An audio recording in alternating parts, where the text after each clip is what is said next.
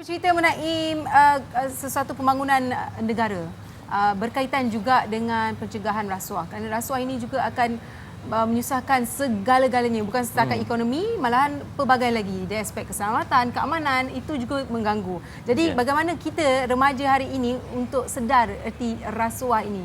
Kita perlu menangani gejala rasuah ini 100%.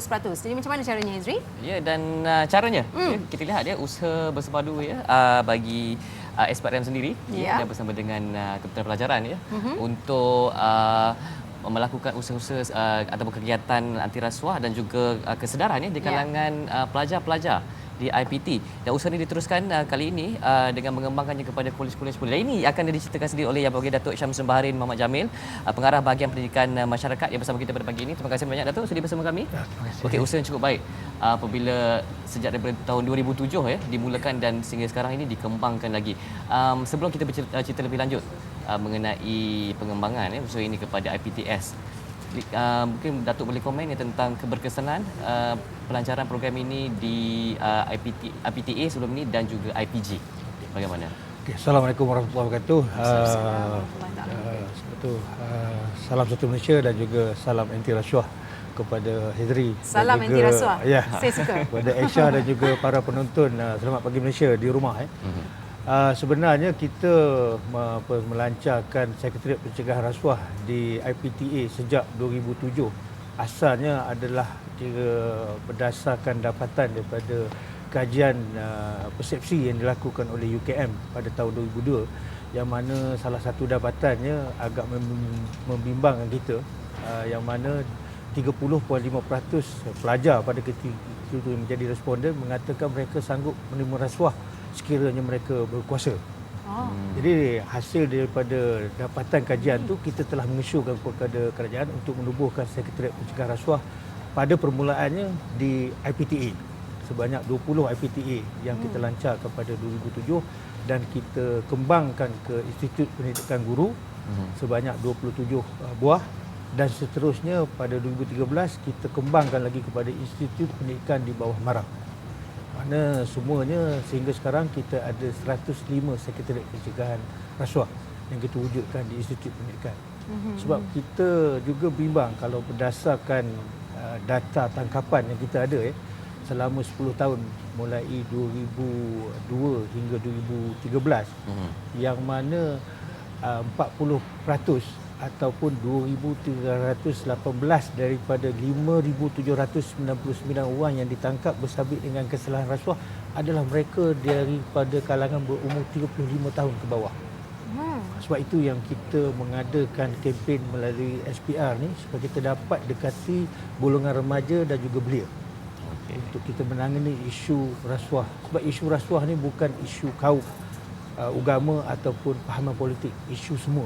Bagaimana yang Aisyah sebutkan tadi kan, kalau kita tak tangani isu rasuah ni, dia akan menjejaskan ekonomi kita, keselamatan kita kan.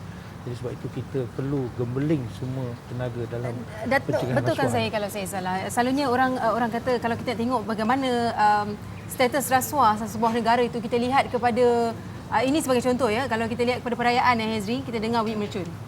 Kita masih lagi dengar bunyi mercun, sedangkan itu diharamkan. Bagaimana ia boleh masuk ke negara kita?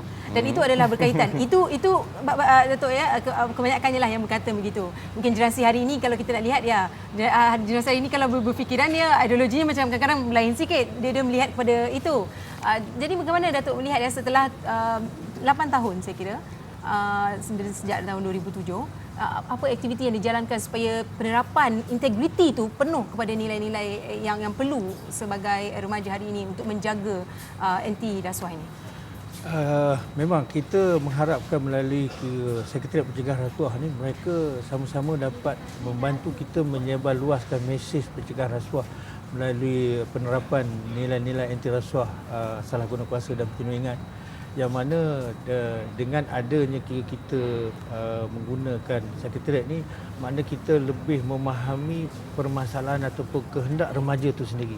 Sebab kadang-kadang bila kita melaksanakan program-program tu mungkin tak sesuai dengan apa yang kita rasakan di peringkat kita. Jadi bila kita gunakan sekretariat ni, makna kita dapat mendekati mereka, dapat kita gunakan mereka dalam kita nak menyebar luas mesej kita melalui program-program seperti kita mengadakan forum, kita mengadakan PSA, mana kita buat video-video pendek, maknanya di kalangan para pelajar ni menghasilkan video-video pendek ni untuk pencegahan rasuah yang sesuai dengan kira kehendak golongan remaja ataupun belia.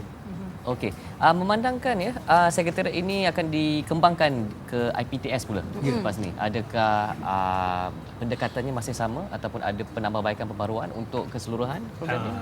Berdasarkan pengalaman kita melalui sekretariat yang telah kita tubuhkan di IPTA, Institut Pendidikan Guru dan juga MARA tu, memang kita akan tambah baik bila mana kita nak kembangkan di Institut Pendidikan Tinggi Swasta, yang mana kita pun tak boleh nak lakukan untuk semua IPTS. Jadi untuk tahun ini kita hanya pilih 8 IPTS dulu, termasuklah sebagai contoh Unit 10, Universiti Petronas, Lim Kok Wing dan beberapa lagi lah kan. Maknanya kita tengok kemampuan kita juga lah kan. Jadi kalau kita nak laksana pun kita mesti melaksanakan secara berfasa lah. Dengan harapan macam yang saya katakan tadi, isu menangani rasuah ni mesti ditangani oleh semua pihak. Maknanya ni dalam masyarakat Indonesia ni, tak kira lah sektor pelajar ke, sektor swasta ke, NGO ke, sama-sama kita perlu menggembelingkan tenaga supaya kita dapat memastikan negara kita akhirnya bebas daripada gejala rasuah. Okey. Kita selepas ni ada targetnya tahun bila untuk boleh sifar rasuah ini, Datuk?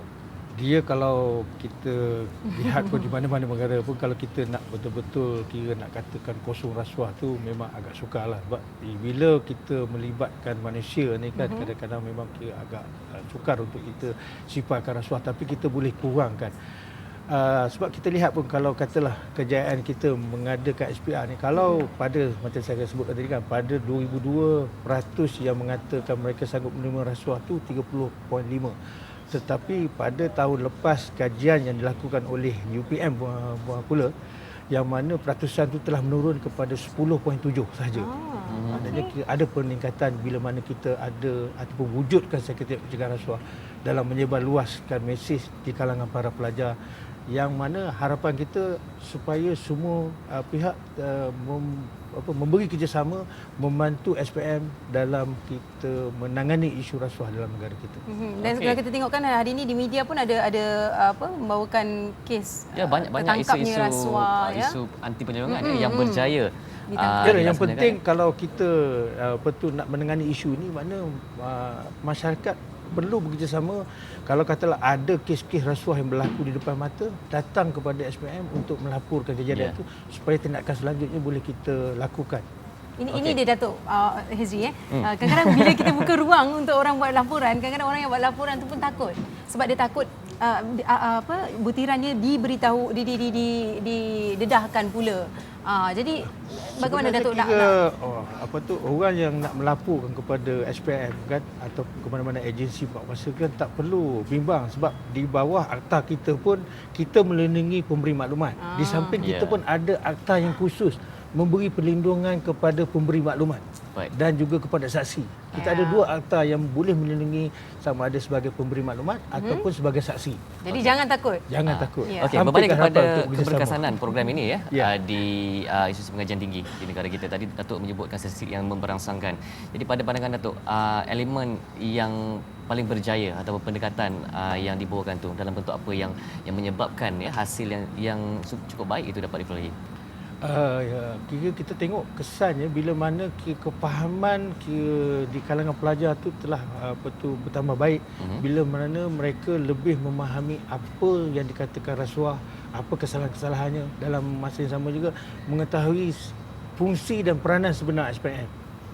Macam yang saya sebutkan tadi kan, kalau kata kita hendak kes tu boleh kita jalankan siasatan, perlu laporkan kepada kita.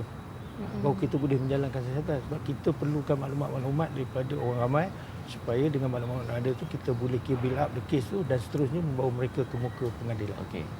Bagaimana dengan mungkin pengembangan ke institusi kemahiran pula? Memang kira macam yang kita sebutkan tadi kan, maknanya kita nak menyebar luas mesej pencegahan rasuah ni bukan setakat kira IPTA, IPG, Institut Pendidikan di bawah MARA dan juga IPTS. Kita juga kira dengan kerjasama Kementerian Belia, kita telah kira mengadakan program di kalangan pelajar-pelajar IKBN pada tahun sudah, dan kita akan teruskan pada tahun ini. Makna semua institut latihan di bawah Kementerian Belia pun kita akan ambil kira dalam program-program pencegahan kita. Okey. Dan mungkin bagi anda yang baru saja mengikuti kami, perbincangan kami menjurus kepada anti rasuah sendiri, jalan pintas Hakis Integriti Anak Muda. Dan untuk pengetahuan anda, ada sekumpulan sekretariat yang akan membantu ataupun memberi pemahaman lebih meluas kepada generasi muda mengenai rasuah ini sendiri, cara menanganinya. Jadi mungkin kita boleh wawarkan latar belakang sendiri, latar belakang kumpulan sekretariat ini sendiri, Datuk. Ya, sekretariat ini memang diwujudkan ataupun ahlinya adalah dari kalangan pelajar sendiri. Okey. Yang mana kira pihak SPM ni kita cuma membantu dari segi memberi sedikit peruntukan kewangan, dan juga memberi nasihat dari segi melaksanakan program-program yang kira berkesan di kalangan pelajar-pelajar kan. Yang mana akhirnya kita mahu mereka beri kerjasama sekiranya ada kira kes-kes rasuah yang berlaku di depan mata ataupun terlibat dengan mereka sendiri, mereka tahu di mana nak melaporkan. Sebab kita pun ada toll free. Kalau katalah masyarakat ada maklumat-maklumat yang nak lapor kepada SPM, boleh kira dial 1-800-88-6000. Itu saya kena simpan tu. 1-800 88-6000. 88-6000. Okey, cadangan Datuk sendiri untuk melonjakkan lagi program ini supaya lebih mendapat sambutan, lebih berkesan di kalangan pelajar-pelajar? Sebab kira kita nak memastikan kejayaan program yang dilakukan oleh sekretariat. Saya harap para pelajar di peringkat institut pendidikan yang ada tu mesti kira bekerjasama dan membantu kita untuk kira memastikan kira penyebaran mesej pencegahan rasuah tu dapat kita buat secara menyeluruh di kalangan warga kampus dan juga di luar kampus. Sebab tanpa sokongan semua pihak, kita tidak akan berjaya memerangi rasuah di negara kita ini. Ya. Dan semua pelajar boleh menyertai program ini? Ya, boleh. Kita pun memang galakkan semua untuk terlibatlah. Mungkin ada caranya lebih jelas untuk penonton kita? Dan sekiranya ada permasalahan, itulah boleh kira menghubungi ataupun sebab Sekretariat Pencegahan Rasuah di Institut Pendidikan tu memang ada dia punya bilik tersendiri yang diwujudkan di setiap institut pendidikan. Baik, itu dia yang kita bawakan, yang pastinya untuk meningkatkan lagi integriti anak muda mengenai tahap apa yang kita panggilkan hakis ataupun anti rasuah. Baik, terima kasih Datuk kerana sudi bersama kami.